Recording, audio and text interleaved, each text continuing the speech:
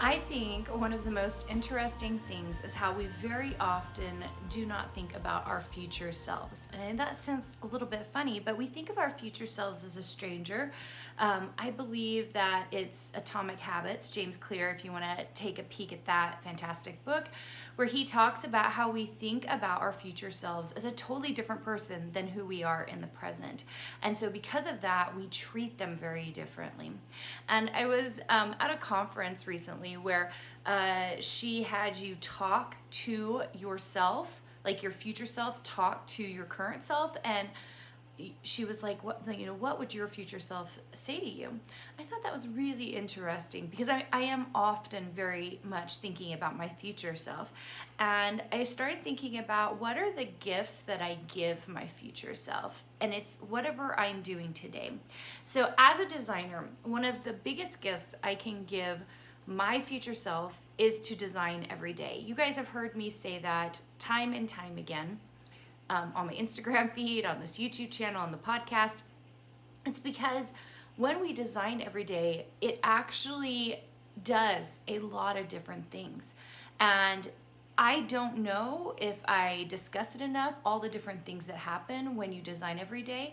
But just to name a few, number one, we get faster. So we're a more qualified designer because we're not trading as much time for money, right? So being fast is a really important part of being a designer, and that's a journey. That doesn't happen right away. It happens over time. So designing every day is really huge and a big part of that.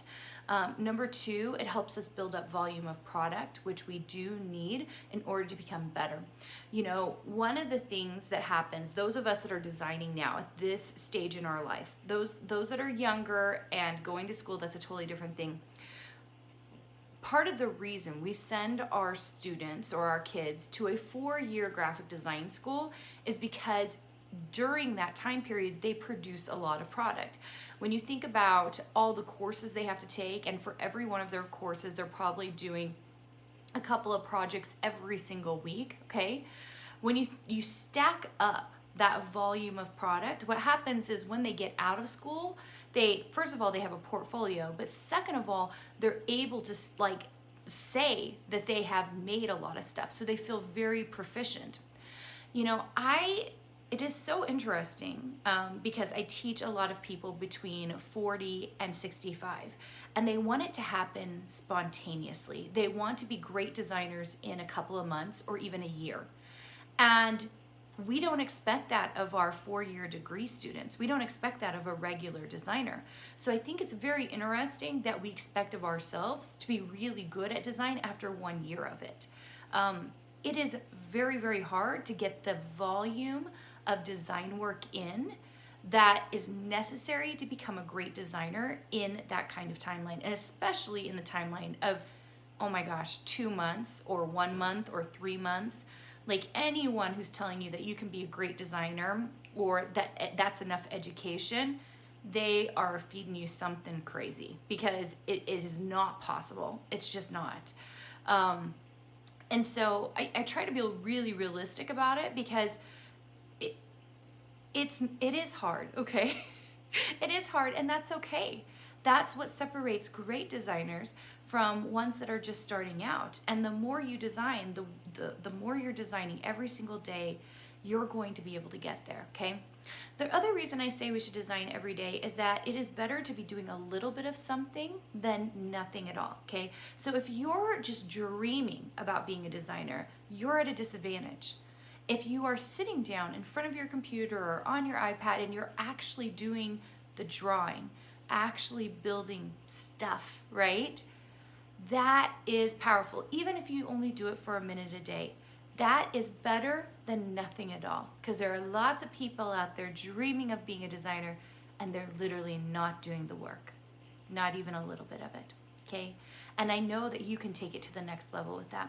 So one of the gifts that I like to give myself for future me is designing every day. I think I open up Illustrator or Photoshop or both every single day because I'm designing things not just for my shops these days, but for my new product lines coming out.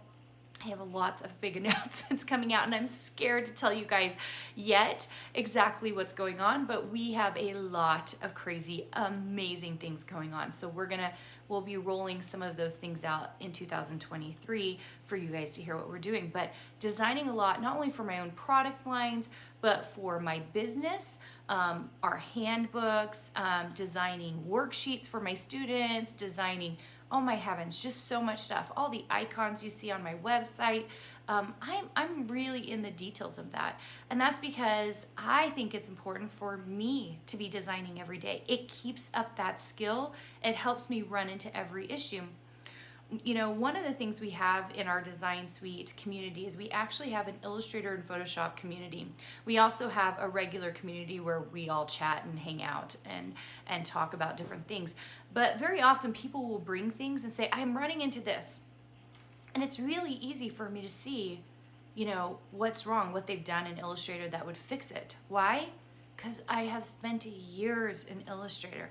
It literally comes from the process of experience. And so the gift I give my future self is to continue to design every day, to keep my volume of product up in my design business, and more than anything, giving myself the experience and knowledge today that will help me in the future.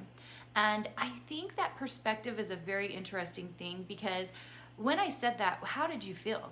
Did you feel like, you know what, that would be a great gift to give myself, versus, oh my gosh, the drudgery of having to do the work today? Because I think when you look at it from the perspective of, oh my heavens, this is amazing. This is something I could give myself, my future self, this experience, all this product sitting behind me, then it suddenly, I think, becomes very exciting, more exciting than just being a designer. Being a designer as a career person, as someone who makes money, that to me is very exciting. And a lot of that has to do with perspective, knowing that what I'm doing today, it's not just about being fun. I think art and design, I think they are very, very fun.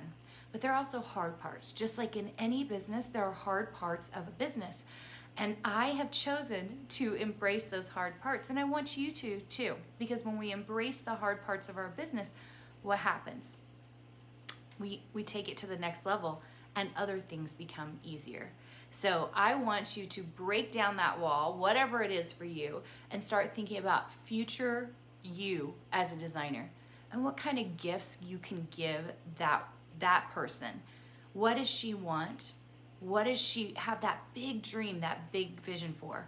Because if you can identify that and she's living that already, then what you can do is you can reverse engineer that for yourself and say, these are the things I have to do today in order to be that woman or that designer tomorrow. All right, guys, thanks so much for joining me. And by the way, if you haven't heard, we do have a free workshop that you can get to at, I believe, carinagardnercourses.com/ I want to say free training. It might be free training, it might be free workshop. Just put that in.